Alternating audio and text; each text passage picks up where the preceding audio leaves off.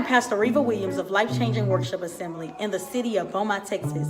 I'm a proud author of Sophisticated Press Networks. I think one of my biggest excitements and highlights of being an author is that I am able to write exciting fiction books, dedicated and centered around the people I love the most. Yes, my beautiful family, my amazing husband, and 3 beautiful children.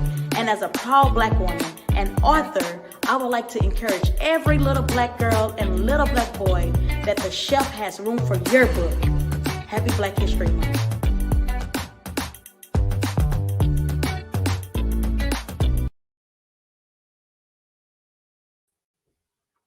Hello, everyone. How are you doing? Welcome, Facebook. Welcome, Instagram. Welcome, YouTube. My name is Renetta Gunn Stevenson. I'm the CEO of Sophisticated Press, and I am so excited to come before you today and talk about how to hire family to assist with book marketing. That's right. We're going to talk about how to hire family to assist with book marketing. And today's topic was given by author Dana Ash. She is the author of 2 books, I Can Do That Too, and then Superhero Lido, ASL Sign Language Coloring Book. And so today I want to just really talk about that, about how to hire family to assist with book marketing. When you come in, do me a favor, tell me your name, tell me what state you're tuning in from, say hello. I want you to bring your book and your manuscript to the table so we can discuss it today. I want you to bring your current situation to the table so we can discuss it today. And then, as always, if you have not connected with us at sophisticatedpress.com, I want you to do that. I want you to follow us on our YouTube page, Sophisticated Press, once you get through watching this live. And then I want us to have some fun and just really begin to learn how to just really master this self-publishing journey. Get your pens and papers out, you all, because I'm about to give you some notes, about to give you some strategies to use, and we are about to learn how to work with family. In the description, you'll see where it says, some people say don't mix family and business. I know you've probably heard that before. Don't mix family and business, but we want to beg to differ. I work with my daughter, Magnificently Key. She is the co host on my podcast. She is also my executive assistant. And I will be honest, at first I had some concerns, and I'm sure she did too. But we began to really figure out this thing because one thing that I can say about my daughter, I trust her. I trust her with my life. I trust her with my business. I trust her with my finance. So she really was the perfect person to bring on board and begin to incorporate her skills and her different perspective to Sophisticated Press, right? It really was a no-brainer. And as a bonus, she is a millennial, so that worked out even better, right? So I'm going to give you some pointers on how to hire family to work with you and help you with book marketing. Because one thing you cannot do is be a island on this self publishing journey. I don't want you to be an island. I want you to get your family involved. I want you to make sure that your family can help you. So I'm going to give you some tools and strategies so that you can learn how to hire your family to work with you. Okay. So the first thing I want you to do is I want you to understand each other boundaries and understand each other natures. For instance, welcome Rachel on Instagram. Welcome to Treasure Trunk on Instagram. Welcome Lido and friends. Dana Ash is here listening to the suggestions that she requested. One of the things I had to learn about my daughter is that my daughter is not a morning person. So as the executive assistant of Sophisticated Press, yeah, she's not a morning person. That's okay because everyone has their own environment that makes their genius rise to the maximum potential. Go with me for a second. If you put a fish on top of a wooden table, that fish is not going to perform at its maximum potential. But if you put a fish in water, that fish is going to soar. That fish is going to just be its best. Why? Because that's the environment that the fish was born to be the master in, to be the expert in. And so when we're hiring our family and our team members, we have to understand what is the environment that brings out the best in them. For me and for my daughter, she's not a morning person. So I understood that, hey, she may not start working until 11 or 12, but if I give her that morning time to prepare her mind, to prepare her genius, when she do show up at 11, she's not grouchy, she's not irritated, she's ready to work. You see the difference? Instead of me being like, well, no, you got to start at 8 o'clock. You got to start at 7 o'clock in the morning, and making her, irritable and not the best version of herself. I'm respecting her boundaries. I'm respecting her genius and how her genius work. And I'm saying, great. If you don't really get into your groove until 10 o'clock, 11 o'clock, let me respect that boundary of yours. Let me respect your genius and allow you that time to show up at 11 o'clock. And at least you're showing up at your best versus making you show up at 8 o'clock in the morning and now you're irritable because you're not a morning person. Welcome, Kanika. Welcome, it's been said. We have to begin to recognize people geniuses, recognize the environments that make them work at their best potential, and then just respecting it. Just for me, instantly, like for me, sometimes I like music, sometimes I don't like music. Sometimes I like to light a candle, sometimes I don't. And I think as writers, as entrepreneurs, we actually have to find our environment. I would even argue that some of you are not successful because you haven't found your right environment. You're around people that does not bring out the best in you. You're in a office that doesn't bring out the best of you. You may be working from home and it doesn't bring out the best in you. Maybe you need to go to Starbucks. Maybe you need to go to a cafe. Maybe you need to get that commercial property, right? So it's all about learning and understanding your family members' boundaries. And you won't understand that until you ask questions and you observe and get to know them fully and see when they're operating at their best. Rachel on Instagram says she agree. I love it. The second thing is when working with family, just having some professional expectations, right? You want to keep it professional. So even though I work with my daughter and she's my executive assistant, like for instance, and this is going to be just like a vulnerable live because I want you to really understand how to do this. Just keeping it professional. So sometimes when my daughter may send out a communication because she's a millennial and because she has grew up in a era where you can just send out a text, sometimes she'll forget to capitalize something. And it's not even forget, it's just the culture of let me just shoot this text out. And sometimes that's cool, but sometimes I need you to capitalize the S and sophisticated than the P and press, if you get what I'm saying, right? Um, but just making sure too that even though you're working with family, that they understand when you're working together that this is a professional gathering at this moment in time.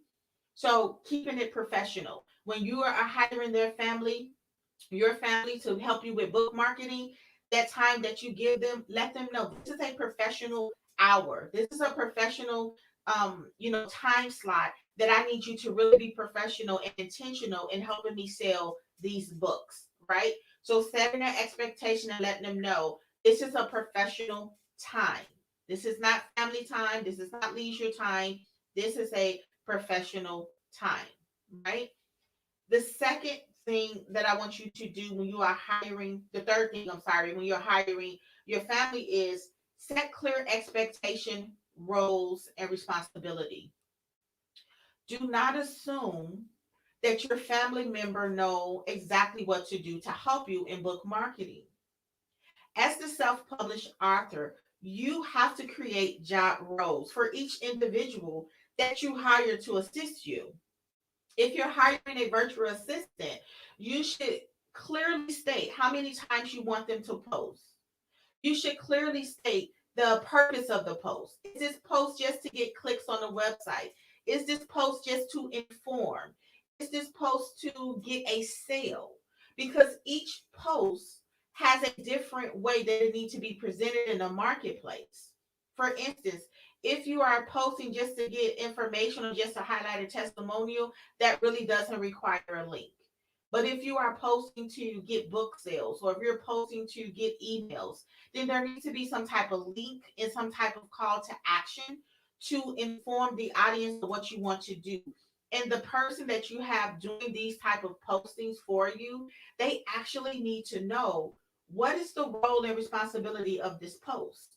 What is the role and responsibility and expectations that you have of me to work for you? So sometimes we'll get mad at people, even in our relationships, because they're not doing what we want them to do. But you have to really stop and say, did I really tell you my expectations? Did I really share with you the roles and the responsibility that comes along with this? So I want you to think about the roles that you need your family to fill. And before you present it to them, I need you to write out their expectations, the responsibility, the job descriptions that comes with that role. Someone said this knowledge is blessing my soul and my bottom line. I love it. Let me know your name because it's not showing me your name right now on Facebook. That way I can, at least know who's giving that feedback. This is great, right? You want to set those roles and expectations. The other thing is this, and I think this will work across the board because one thing about sophisticated press in our book, even push, we always tell people the information we give you, it works not only in your business, in your book, it also works in your marriage. It also works in your professional life. That's why this book push is so like dope. I have to plug it myself because I'm steady getting compliments to saying that hey, this book helped me on more than with my book. This book helped me on so many levels. So thank you, Dana. So sometimes it's important. This is the fourth thing. When business hours is over, don't talk about business. I don't know how many times I'm gonna talk about me in my marriage, what I used to do, and I had to clearly stop doing this. We'll be on a date. It'll be date night, and I'll be talking about what the kids ain't do right, the bills, and it's like it's date night. I'll be talking about that. Same thing.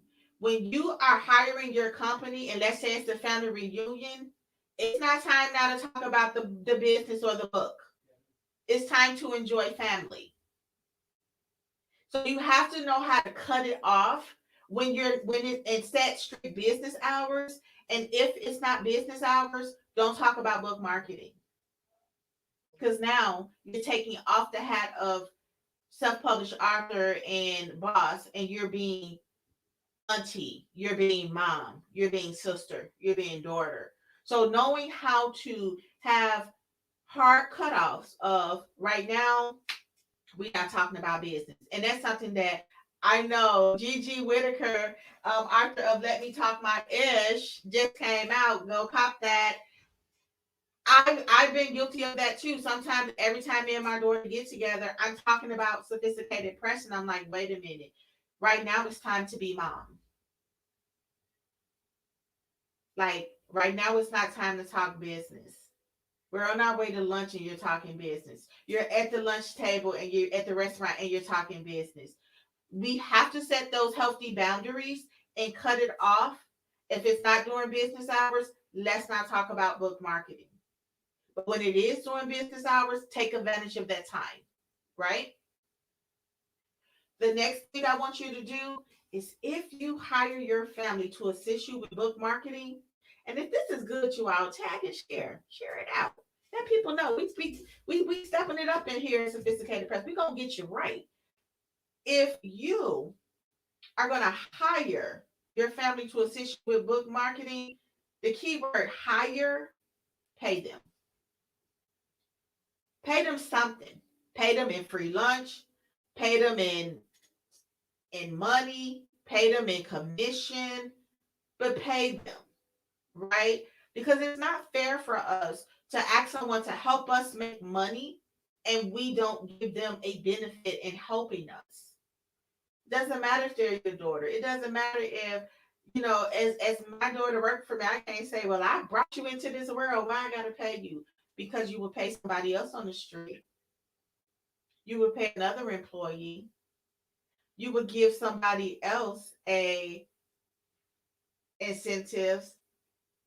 Rochelle say no IOUs. Absolutely. No IOUs. If you're hiring your family to help you self-publish and not help you self-publish, but help you to market your self-published book, you should have some type of incentive program or some type of incentives for them. And we talk about that in Push.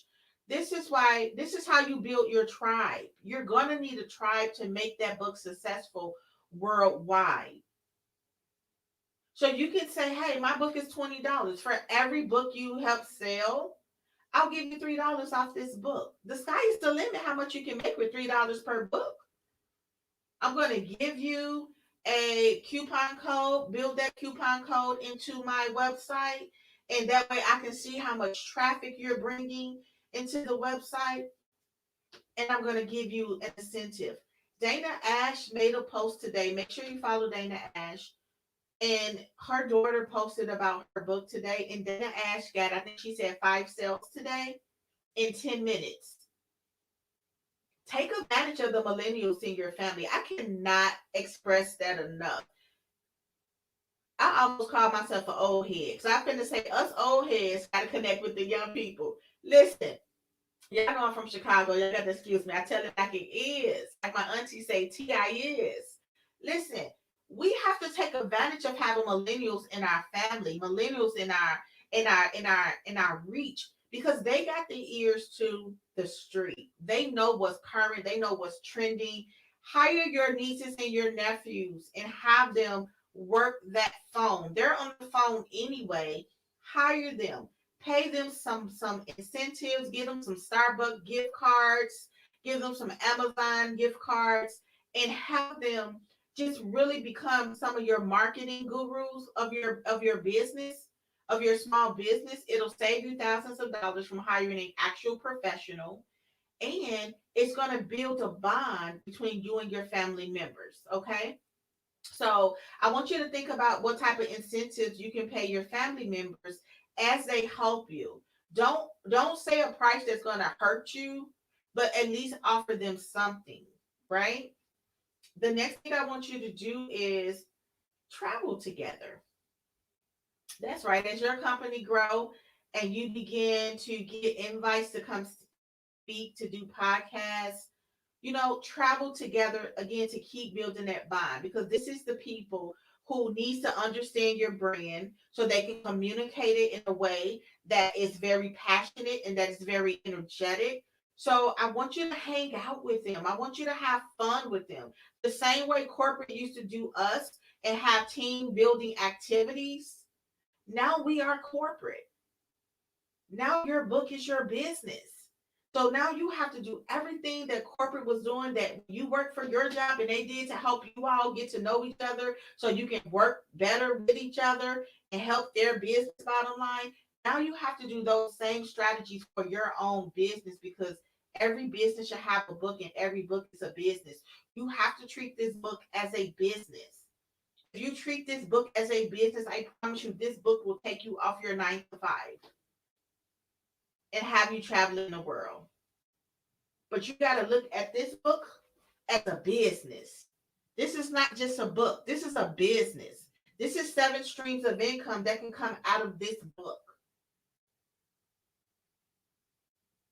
You see that? You got to begin to look at this book as a business. And the minute you look at this book as a business, every day you'll be talking about your books. Every day you'll be pitching your books to podcasters. Shout out to Angie, who just had her first podcast. Every day you should be passionate about your books. Every day your team, your tribe, your family members should be passionate about your book, right?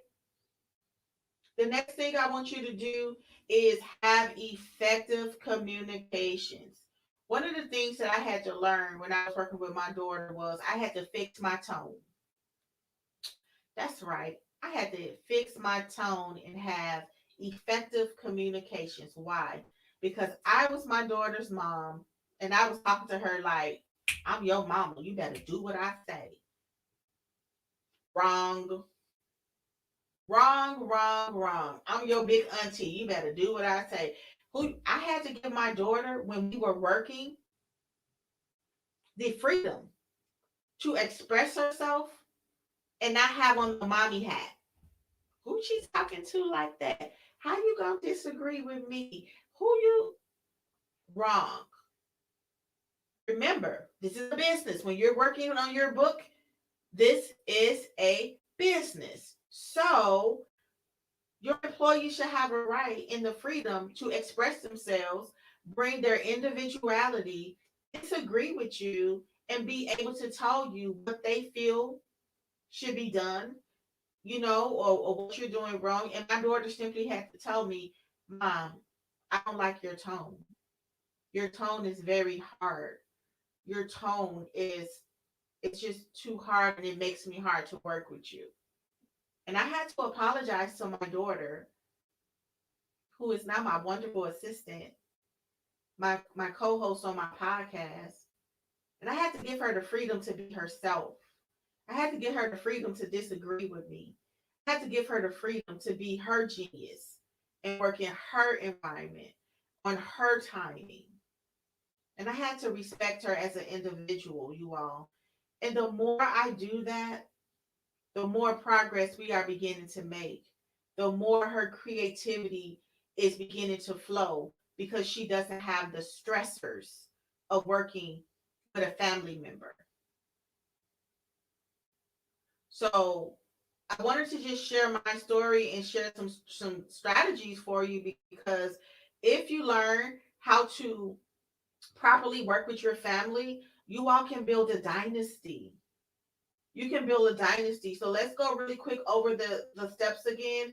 Understand who you're working with, understand their boundaries and their true nature. And you understand that by asking them and by observing them. Don't expect everybody to want to work under the same conditions you are productive in, because each person is an individual and each person have their own environment that works for them. If they like listening to hip hop or rap music and you don't, just have them go to a different part of the house. Have them go to, or you remove yourself and go to a different part and let them play their music, because that's what their genius works best in. Number one, understand their boundaries. Number two, keep it professional. Make sure you are acting professional, you're speaking professional when you're having your meetings, when you're having your info sessions. Treat it like a bona fide certified business. Number three, set clear expectations and roles and responsibilities for them. Number four, don't talk about business when business hours is not in session. When business hours are over, enjoy your family. Number five, pay them like real employees. Number six, travel together, team building exercises. So you all get to like each other, get to know each other on a different level, because now you're getting to know each other from a business perspective versus a family perspective. There is a difference. And number seven, effective communications. Don't abuse your authority in their family life and make it transfer over to the business life. Allow them the ability to be themselves, to object, to disagree. And when they disagree, make sure, even though you're the mom or even though you're the auntie, the dad, you want to make sure that you don't have that tone that scares them into being honest. When me and my daughter is on our podcast, make sure you follow Sophisticated Sentences Podcast. Make sure you go to iTunes and subscribe and give us 5 stars. Season 2 coming. My daughter does not agree with me on everything. And guess what? I love it. I love it that she has her own mind. I love it that she doesn't agree with me. I love it that she's a millennial and she sees things totally different. I love it. Learn to embrace the diversity and make it work for your interest versus looking at the diversity or looking at the disagreement as she's being rebellious. No, she's not being rebellious. She has a different version because she was born in a different time than me. So she's going to see things differently. I'm going to see things differently. But if we come together, now we got double vision and we can see things. And it's like, okay, now you got that spectrum. I got this spectrum. Now we really can work this marketplace and make it work for us. Any questions? Any questions about how to hire your family to assist with book marketing? Also, some statistics for you. Yes, African American women are the highest growing business starters and owners, but the majority of the African American women who starts business are not making $100,000 or more, and they don't have employees. So that's why when the PPP loans came, whatever they're called, a lot of people didn't qualify because they didn't have employees. So it's time that we have two goals in our African American businesses, that we are making at least $100,000 per year, and that we do have employees. It's time to get a payroll system. Square has a payroll system. ADP has a payroll system where it'll actually let you have your employees clock in for when they work for you and clock out. And now you get to see how many hours they worked for you, and you get to pay them like a real employee. Because again, this is business. It's time to take it serious, and it's time to run it like a real business. Okay. All right. Well, if there are no other questions, I want to thank you so much for tuning in today and learning how to hire family to assist you with writing and not writing, I'm sorry, with self marketing your book. If you're not a part of our text community, I want you to text me at 630-381-6769. That's right, 630-381-6769, and join our text community. Also, listen, you all, do me a favor. We're having a fundraising event, which is a paint and sip for adults. The ticket prices right now are $20. I need you to purchase a ticket. When you purchase your ticket, you're helping our nonprofit organization. And on September 18th, we're going to come together and we're going to have some fun. And we're going to do a paint and sip for adults. I'm going to mail you your paint kits, and I want to see you there. I want to have you, in the virtual Zoom with me. Thank you, Rochelle. I hope I see you at the paint and sip. Tickets are $20 right now for the fundraiser. I'm going to leave it up for a few days. After that, tickets will go up to $35. But it's a fundraiser. So not only buy you one, buy your girlfriend a ticket too. And buy your business bestie a ticket too. And you all come out and paint with me on September 18th and help us help other people tell their story, because everyone can't afford the publishing process. So we want to help them. And you can help them personally by just purchasing a $20 ticket to our paint and sip party for September 18th. All right. Cool beans. Well, you know how we end here at Sophisticated Press. Listen, we love you unapologetically with the love of Jesus Christ. We are so proud of you, and we know you can do it. And we'll talk to you soon.